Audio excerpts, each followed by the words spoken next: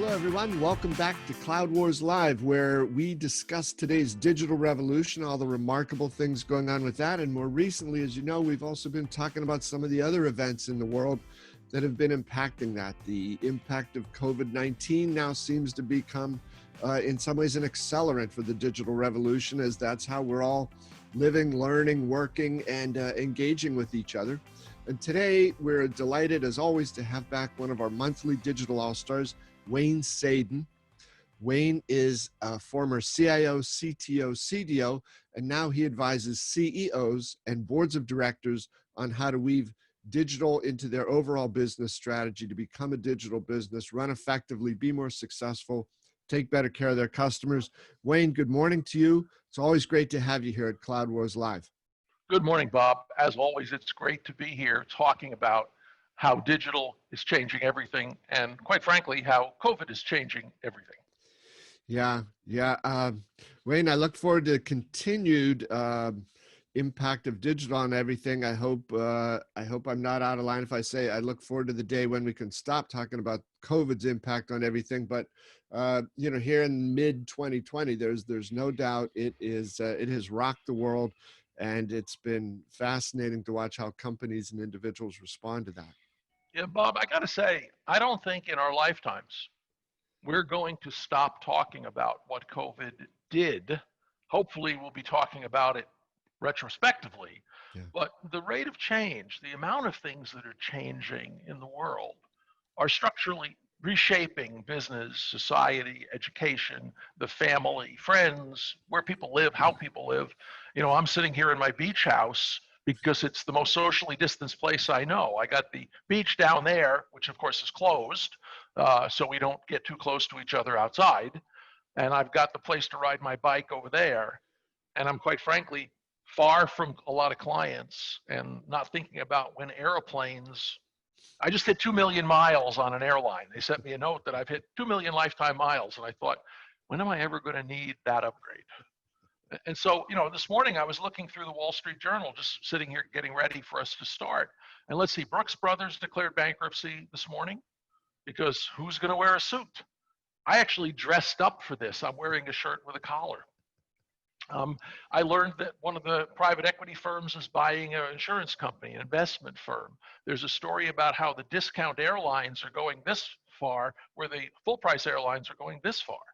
So just think about in one minute of reading the journal, I'm seeing 5 or 6 industries that are being changed.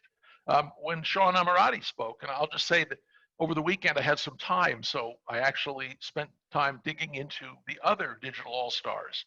I often hear a little bit, but I was able to hear hours of speaking. And Sean talked about a restaurant that reimagined itself. So just imagine something as simple as a restaurant changing the way they do business. I'm seeing that here in Galveston, Texas. The food trucks are multiplying because I can drive up, get my food, and go home. So how do you take advantage of these things in the corporate world, in the board of directors world, in the CEO world? And how you do that is going to change the trajectory over the next couple of months, couple of years. And so at the end of this, whenever the vaccine happens and we all get the ability to come out safely, there are going to be companies that are flattened. There are going to be companies that are just bumping along. They've managed to hold together because they're an essential industry. And others are going to be like this. Yeah. And so the advice that I want to talk about today is how do you avoid this and avoid this and avoid and look for that. Yeah. And that's what I hope we can talk about based on some other ideas.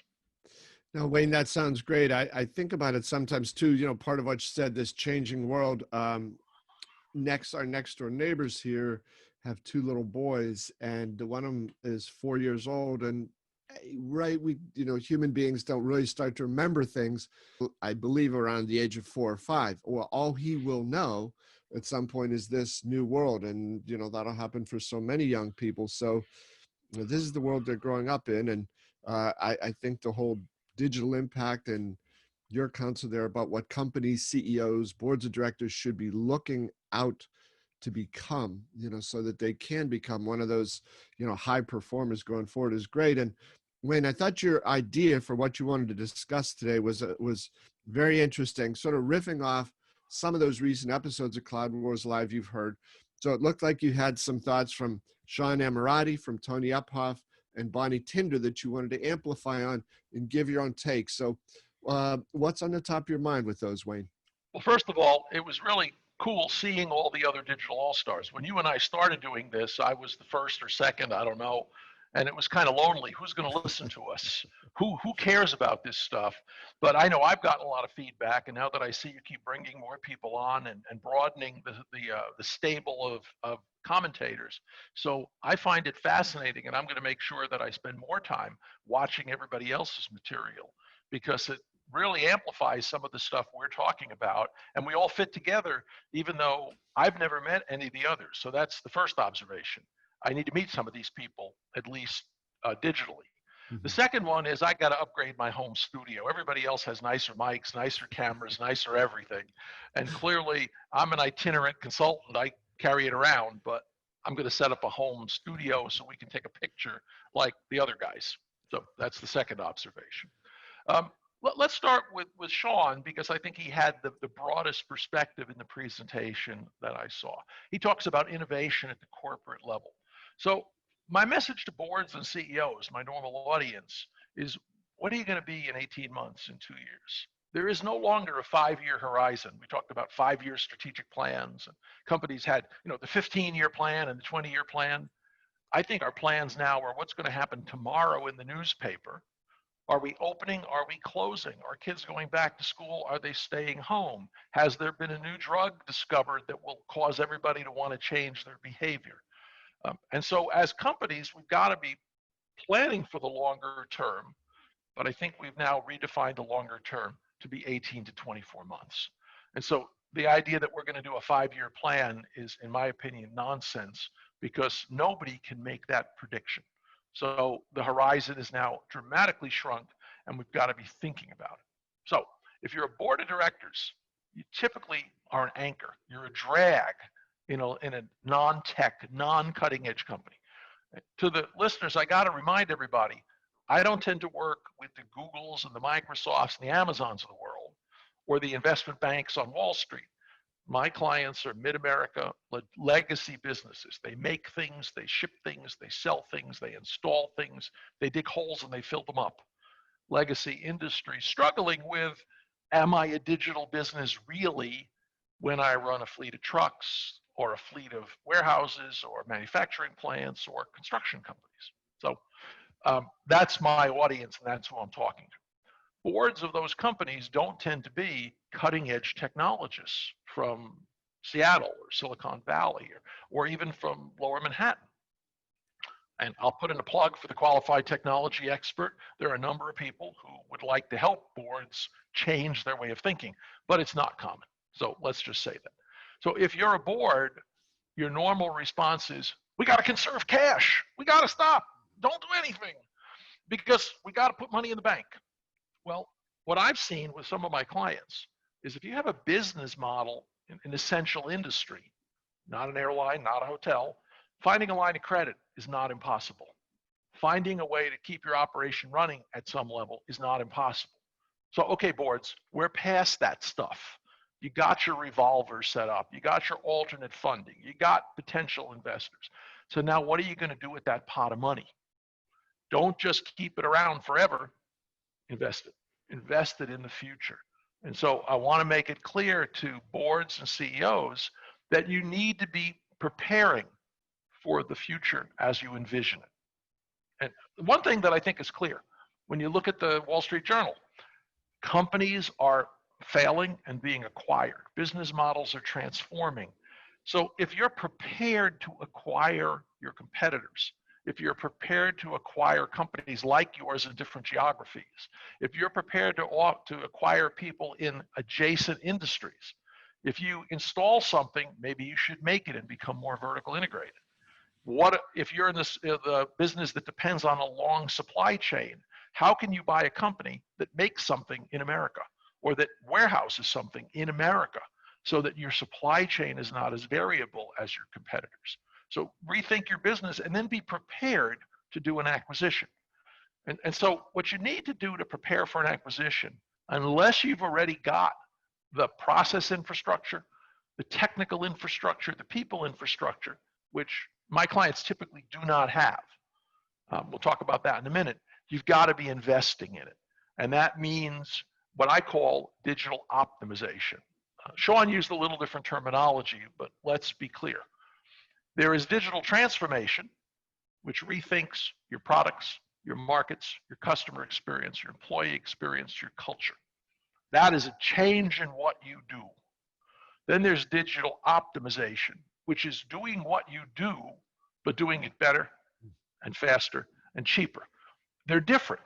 One of them starts kind of at the C-suite, the CIO and the head of marketing and the COO get together and figure out how to do this. And they push it up to the CEO and the board. Hey, we can do this better. The other one cannot and should not be driven by the middle managers. And I mean C-suite. It starts at the board. What do we think we're going to be doing? You know, my example from many, many episodes ago was if you saw yourself as a buggy whip manufacturer, when they introduced cars, you went away. If you saw yourself as a maker of leather goods and switched to driving gloves, maybe you could prosper. So what business are you really in, and how would it be reimagined by the pandemic? So digital transformation, which I think is where Sean helps people, and probably a hell of a lot better than I can, is that my messages start here and work down and get your business leaders involved in that reimagining. Digital optimization, we could be doing now, even while you're rethinking what you want to be when you grow up. Here's why. It throws off cash. If I can remove the manual processes, if I can remove the excessive controls, if I can remove all the places there's friction in my system, I can drop money to the bottom line. When I work with clients, typically who want to digitally transform, I want to be this and I want to be that, they discovered that their infrastructure can't handle it. I have a client I worked with that wanted to get big in digital retailing. They're traditional B2B, B2C manufacturer of high-tech gear. And when we looked at them, they could put in all the really cool stuff at the front end, but their back-end manufacturing and logistics was so out of date that they couldn't keep the front-end system informed about what was in stock and what the lead times were. So when they said, we want to transform this, I had to come back and tell them their level of technical debt was such, their level of old systems and old processes was such, that first you need to rebuild that.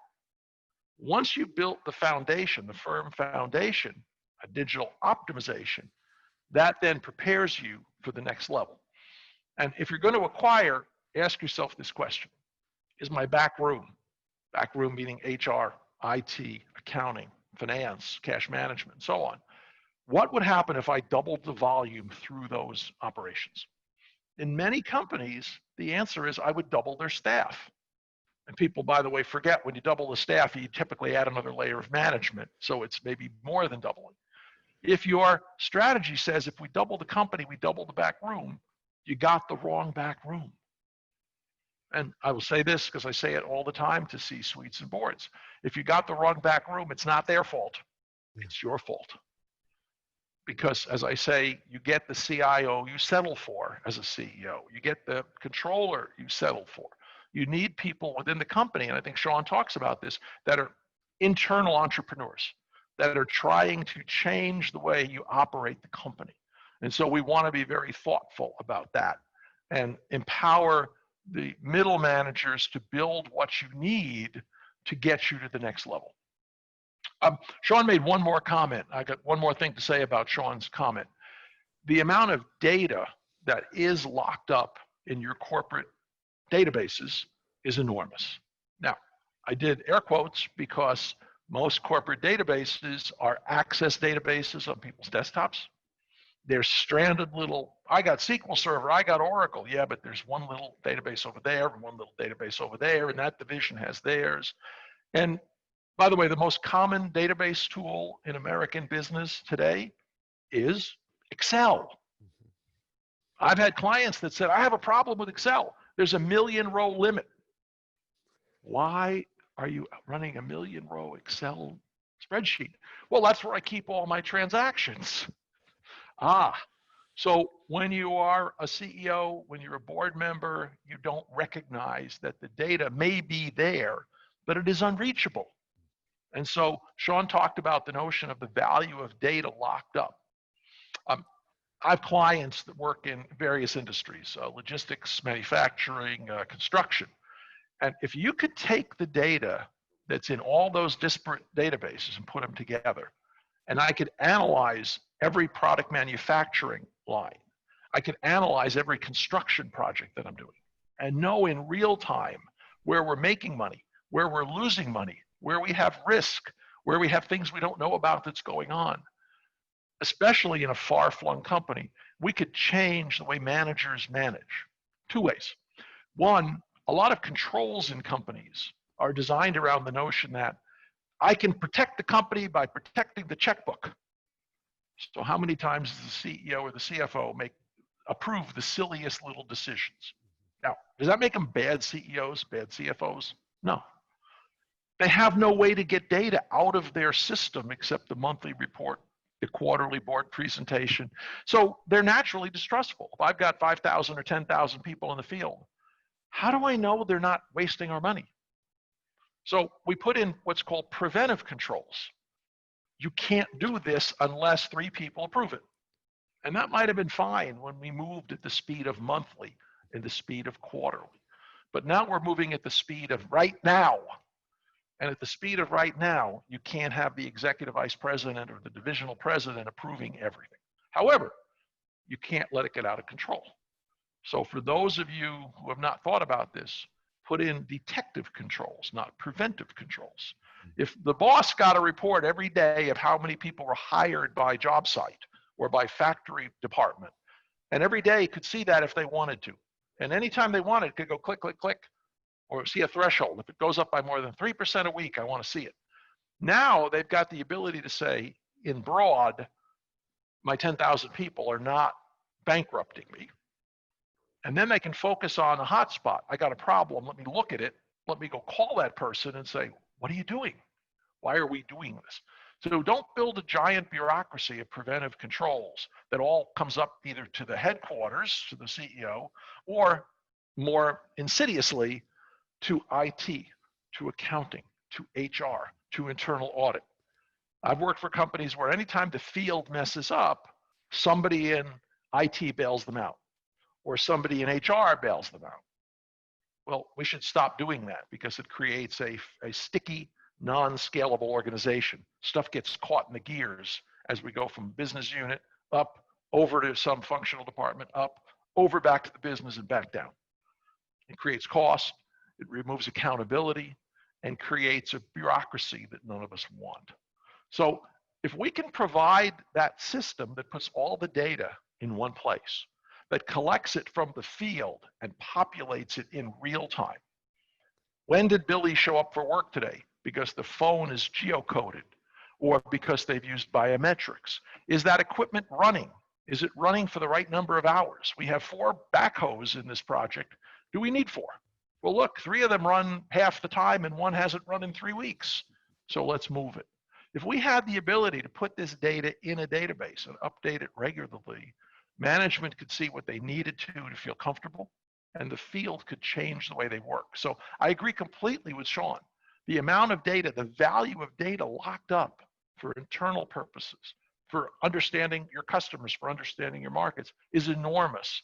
And we don't appreciate it, so we haven't yet looked at that as a side effect of a modern ERP. And that's a terrific set of new perspectives on what Sean had talked about. And I wanted just to add a couple points to that. One is, I think what you have brought up here, if you can create this environment where the data is in one place, you can see what's going on, you can have that forward-looking view, then that makes possible the premise that Sean was offering, which was don't just reinvent the business you used to have, reinvent and reimagine your company, reimagine what you can do, reimagine your goals and objectives. And overall too, I think that's a perfect jumping off point. I wanted to read now a word from our sponsor, BMC. In a world that's changing faster than ever before, the biggest challenge for businesses is creating fabulous customer experiences.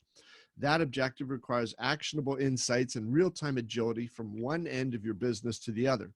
And at BMC, they call this the autonomous digital enterprise, and they've put together a set of solutions to help you anticipate what's coming, adjust accordingly, and acknowledge those changes from end to end. To start your journey to the autonomous digital enterprise, visit bmc.com/ADE. So Wayne, it's I always find listening to you, it's extremely helpful. And some people might say after they're listening, they say, well, that's obvious. But it isn't obvious. It's obvious when somebody says it and somebody describes what ought to be done, describes what the reality is, and describes how you do that from to thing that needs to happen here. So I hope you continue hammering on some of those messages to people.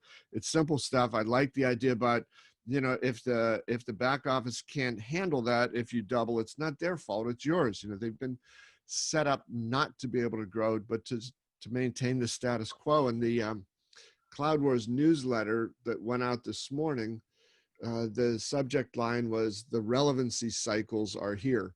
And I think that's this notion we don't have, as you said, months and months and quarters to get these things right, given the current reality that everybody's in, and the failure rate for businesses, the success rates, the choices that consumers have or business customers have. There's so many choices and they're so much more demanding now. So I think one of those tests for CEOs and board members is, how do we stay constantly relevant in a world around us that is changing faster than it ever has before?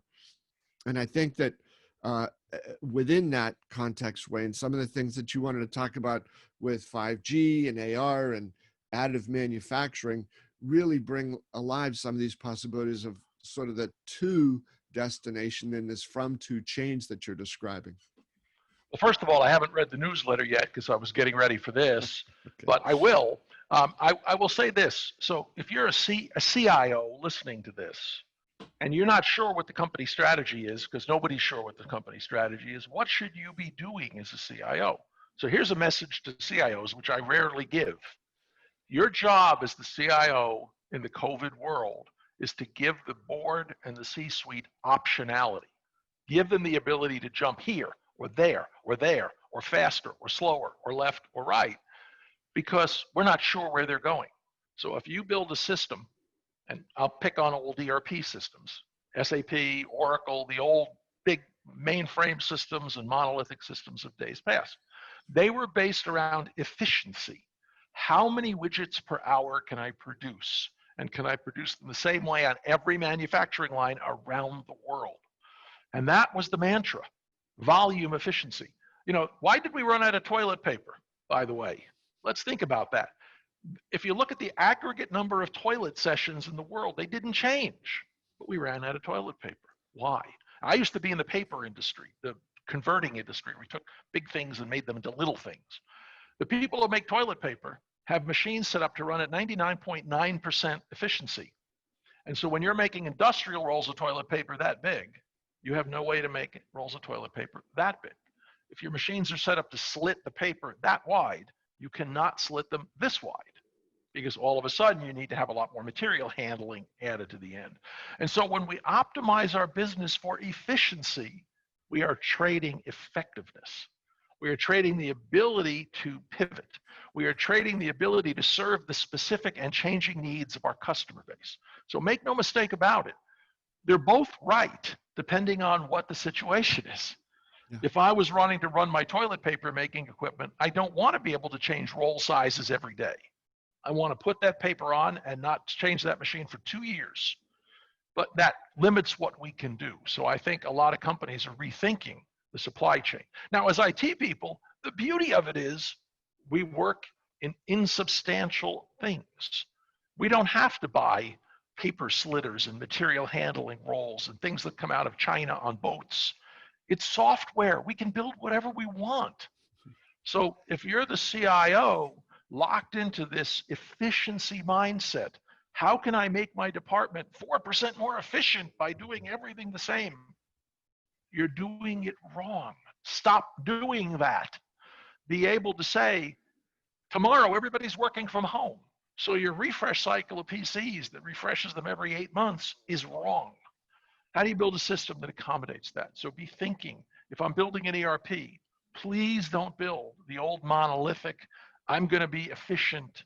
Build a system that gives the board, that gives the CEO the ability to say, we make this kind of widget, but I want to make that kind of widget now. Or we make widgets and now I want to sell them retail over the internet. Or we make widgets in that country, but now I want to make them in this country. So as a CIO, absent information from your board and your C-suite, because they may not know either, don't be working to optimize efficiency, work to optimize effectiveness. Wayne, that's such a good point, and I think maybe there's one way to look at it, as you were describing that, is some people might be thinking about, why can't we stay in the efficiency game? Well, in the past, when customers, whether they're consumers or business customers, tended to buy whatever you were willing to make, that was fine. But now the balance of power is tipped, and it's the consumers or the business customers saying, this is what I want, who has it? Then the efficiency game is an anchor around your neck that's going to sink you. And instead, the effective thing that you've talked about, how do you pivot? How do you change where you make, what you make, how big you make, where you slice that paper? And also, Wayne, I had to congratulate you on the great term that you used to talk about an important, ubiquitous situation, but I have never heard it put that way, toilet sessions. That was very well said. Hey, I'm an engineer at heart. We have to think in terms of productivity. But so when we look at all of this stuff, I'm going to say another thing to CIOs. Back in the old days, when we were implementing mainframe-based ERPs and when we started to move off into big decentralized boxes, we were short of resources. People ask me, because I lived through Y2K, why didn't you just make all the dates bigger? Why were you so stupid? When I started doing this, a mainframe had 4K of memory, 4K, 1,000 bytes. We fed them on punch cards. So when I tell you that, I was a banking guy then, I had 400,000 date fields in my system. If I made 400,000 fields, twice as big, times the millions or billions of transactions and records, we wouldn't have had a big enough computer. So back when SAP and Oracle, the traditional ERPs, were designed, we lived in that world. A CIO in 2020 does not live in that world anymore. The amount of processing power I can buy in the cloud, and I can buy on demand, and I can scale up and scale down, and I don't have to go buy stuff and put it on fork trucks and rack it and stack it and blah, blah, blah. I can now be saying, I can give you both. If I put in, and I'm doing some very modern ERPs for some clients, CRMs and ERPs, nothing stops those systems from supporting an efficient manufacturing process.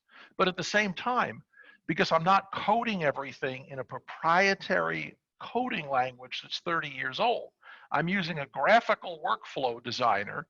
And if you want to change the workflow, you open up a screen, there's a flow chart on the screen, you add a box, you put the name of the function in it, you put when you're going to go there and what they're going to have to do, click, test it, and now you deploy.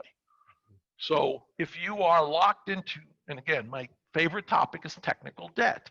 If you've got this enormous overhang of old stuff, whether it's your toilet paper factory or your IT environment, you've got to be investing in more flexibility.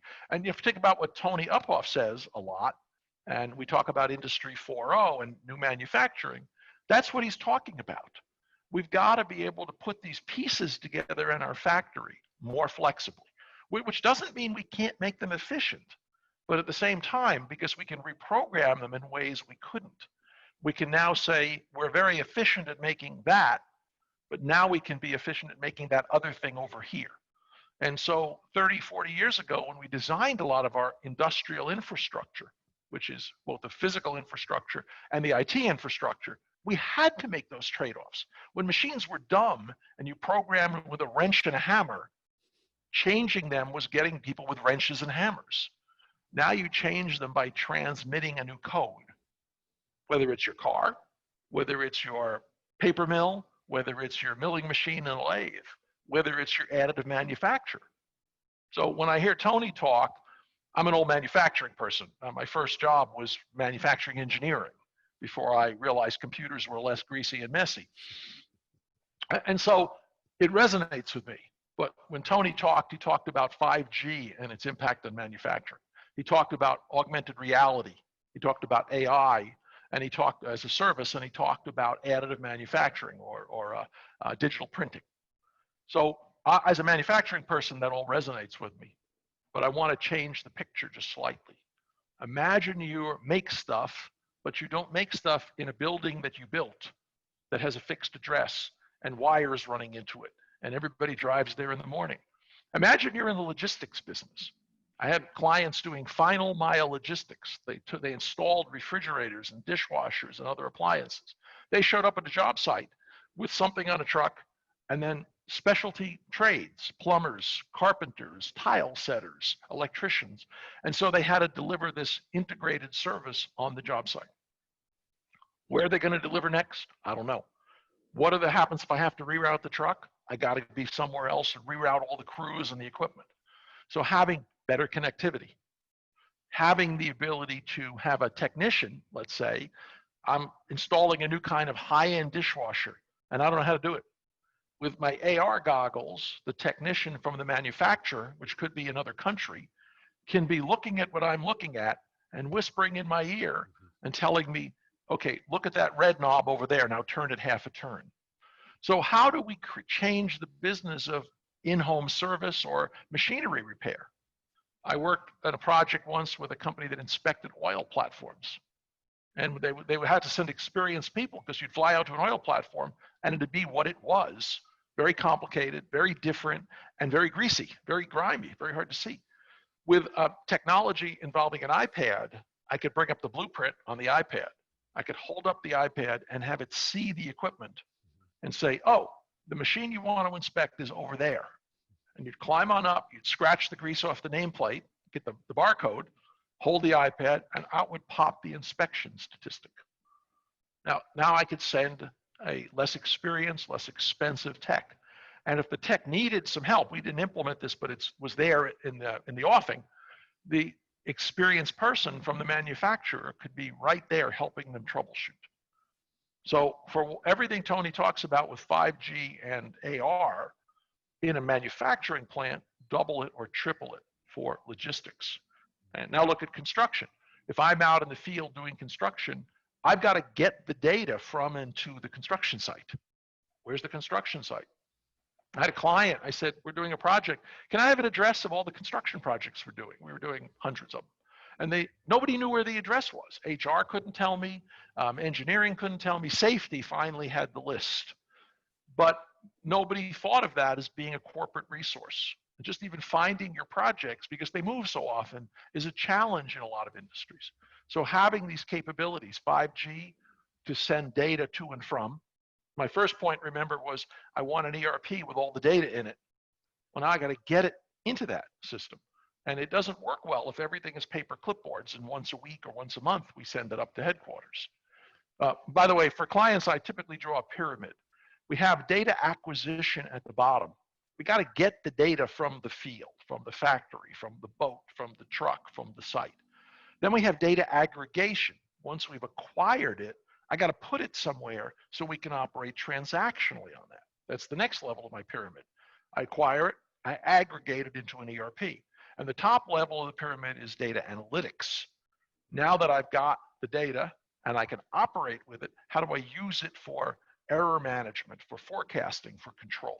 So when you think about that hierarchy, 5G is enormously important for the bottom two layers. And then AR helps me all through the process because it allows me, especially in the social distancing world when we don't want to get on a plane, it allows me to transport the eyes, the ears, the mouth, and eventually the hands of that remote technician to wherever I'm working. I think Tony talked about healthcare when he was doing his comment. I work in healthcare to some extent. Imagine that I could have a surgeon teleoperating using a device. You know, you put your arms in the glove box, you see them in atomic energy plants and other dangerous environments. Imagine I put my hands in the glove box, but the other end of that glove box is 5,000 miles away. Why not? Why not? Because of latency. I can't afford that 50 millisecond back and forth every time I do something. We talk about 5G, and I'll say I'm getting a little geeky, I apologize. Everybody talks about 5G as bandwidth.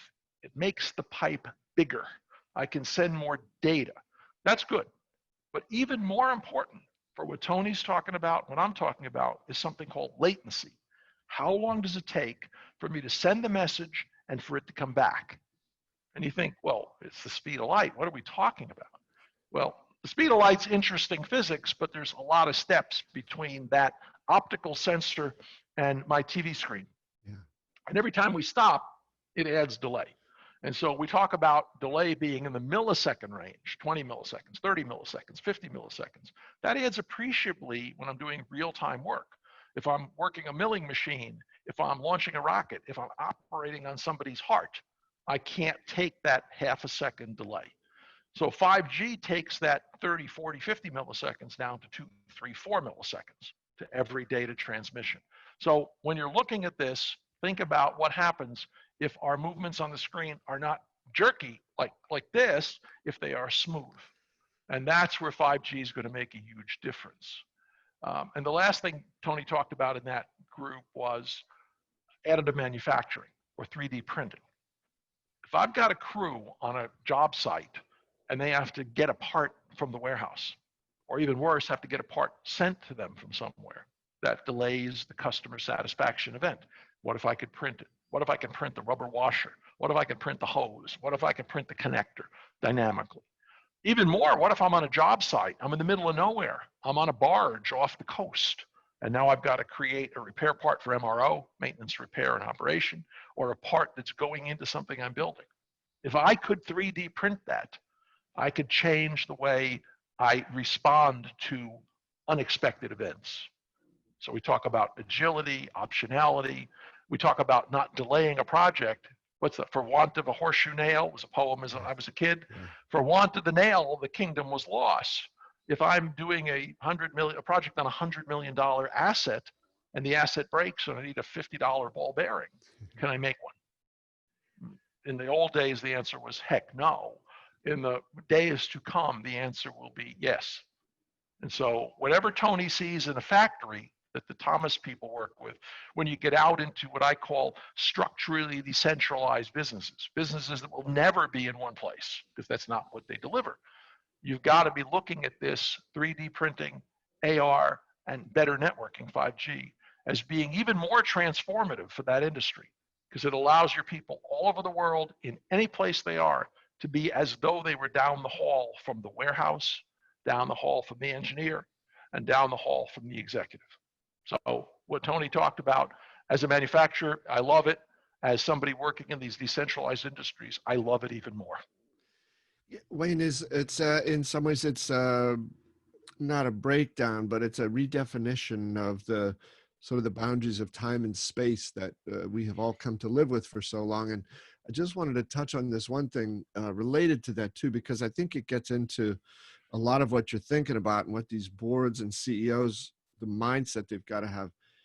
I saw a short video the other day is with the CEO of Novartis, Vas Narasimhan, and he was extremely eloquent in how he described this, but his fundamental point was, we in the pharmaceutical industry allowed ourselves to be trained to think that any new pharmaceutical product is going to take 10 years and cost $2 billion.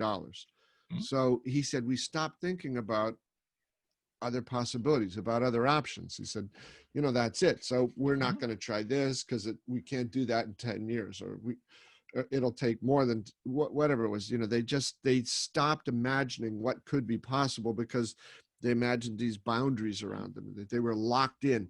So all those things you talked about, additive manufacturing and AR, and what 5G does, they're accelerators for business. And it goes back to your first key point here about, you know, rethink about what you do. Don't get caught in this efficiency trap, and think about what you do being defined by the world outside and the demands on you, which are changing constantly, rather than there's this fixed set of stuff you're going to do today, tomorrow, and you hope along the way you can knock a minute off here and a nickel off there. That's not the world as it is today. Forget what it's going to be like in a year from now. Absolutely. But you know, when you talk about an industry like pharmaceuticals, I don't work in pharmaceuticals, but I do some work in healthcare. We talked about telemedicine recently, and I think the biggest changes in telemedicine had nothing to do with technology. They had to do with the fact that doctors couldn't practice across state lines. Number one, if you were a doctor licensed in Texas, you couldn't go to Oklahoma and practice medicine. But when the panic hit, the pandemic panic, they relaxed that rule. Now a doctor can practice nationally. So all of a sudden, I can shift medical resources in telemedicine, and that opens the floodgates. I've got doctors in places that may be lower wage, that may not be affected by COVID. They're not busy, so I can put them to work. Now, what's going to happen when we finally relax the boundary? Why can't a doctor in Mumbai or Vietnam, with good training and pass the certification exams, treat a person in New York City or in Houston, Texas? So it's a regulatory change. The other one was CMS, the Center for Medicare and Medicaid Services, another regulatory agency that said a telemedicine visit was not reimbursable like an in-person visit. They changed that temporarily, and I hope permanently. So a lot of times when you think of a technology company, it's more, I like to say that Uber and Airbnb are not tech companies. They're law firms and lobbying companies. You know, now we accept what they do, but a lot of their early work was getting people to allow them to do what they do. And that goes back many years. I worked for a client that sold satellite TV. They sold Dish Network and DirecTV and that sort of stuff. When homeowners associations could not forbid you from putting those big KU dishes in your backyard, the industry exploded, because for a while, the homeowners association could say you can't have one. Just like they could say in places you couldn't have solar panels on your roof. So a lot of what you're seeing that slows things down is regulatory barriers. I'm not arguing politics, and I'm not arguing whether they're good or they're bad, but I'm telling you in a lot of industries, we've grown up around a regulatory mechanism that maybe a lot of times you'll see it's rent seeking. Why do we license beauticians as strictly as we do? Why do they need so many thousands of hours of training, more than a police officer, somebody told me, a bartender? It's so we can keep the supply down and keep the incumbents prepared. Now, there's lots of other arguments. I don't want to turn this into a political discussion, but we've got to be looking at where the regulations are that help or hurt. In medicine as well, there's one more innovation it's a double-edged sword. It used to be that nothing got published in medical research until it was peer reviewed, number one, and it was published on very expensive paywalled servers. I understand there are hospitals that spend six figures just giving their staff access to the journals online. What happened? Number one, the preprint servers started popping up with an X. They have server, whatever, with an X in their name. That means it hasn't been peer reviewed. Number two, they took the paywall down. So when you're publishing COVID research, you write an article and slam it out there, and everybody can read it who knows where it is, which is millions of us. Now, double-edged sword. The first thing is new stuff gets distributed quickly. The bad side is there's not a lot of quality control like there was. So you'll see somebody called it science by headline and press release. New study says blah, blah, blah, and the study had 12 people in it, or the study wasn't well controlled, or they have to walk those studies back. So everything has unintended consequences.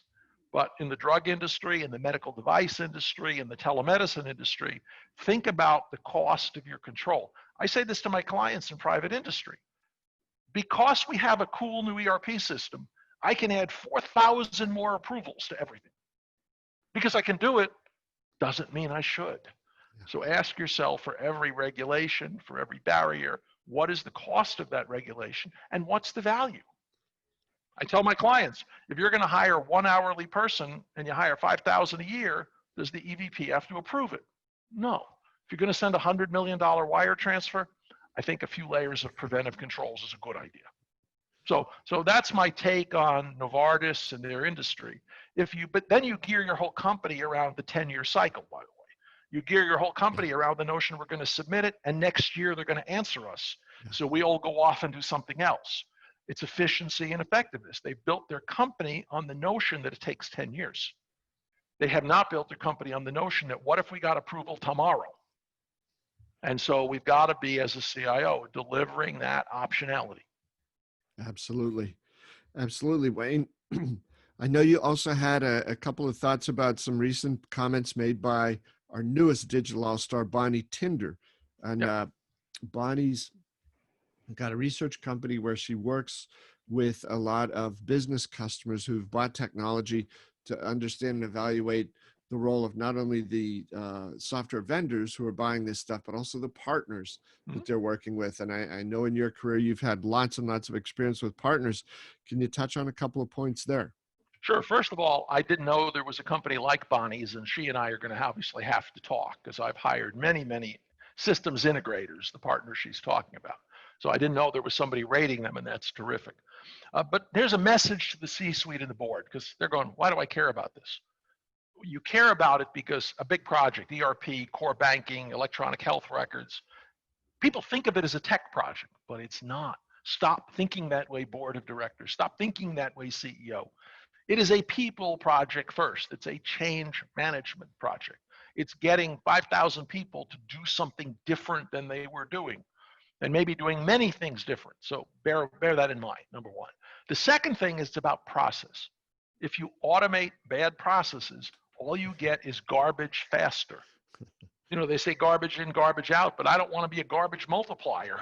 Right. If I can produce bad reports 3 times a day instead of once a week, why is that helping me? So we got to be thinking about, what are we paving the cow path, or are we designing the superhighway? So start with the people, then work on the process. Don't just say implement what I've got in cool new software. The third thing is the tech. The tech has to enable that. And if your partner thinks of it as a tech project, send me all your diagrams of your processes and I'll implement them and let you know when we're done. You got the wrong partner. The partner should be talking about change management. The partner should be going to the board and saying, hey, board, are you prepared to talk to your employees? Hey, C-suite, are you prepared to talk to your employees and help drive the change as a champion? And then they ought to be saying, how do you help us design and build and implement and train people on a better process? Then, okay, do you know the technology? Are you Microsoft certified or Oracle certified or Workday certified? So let's start with that notion that the partners have to be thinking about the project that way, which is oftentimes not what they're doing. Then I'll also say the partner has to use modern tools and processes themselves. If you look at some partner methodologies, they were devised when you thought of an SAP project or an Oracle project or an Infor project as a multi-year, 10-figure, 9-figure project. And especially when you're working with bigger SIs, their project methodology works great when you are a global 20 company and you want to automate 5,000 operations. I work in half $500 million to $5 or $10 billion companies. They don't need that heavyweight, incremental, waterfall old process. They need something more. I'm going to use agile or lean or scaled agile. I could throw acronyms out all day. It doesn't matter. It's got to be a more iterative, a more, let me show you, a more venture capital startup MVP. What's my minimum viable product? So the partners I work with, and when I do a project, we iterate.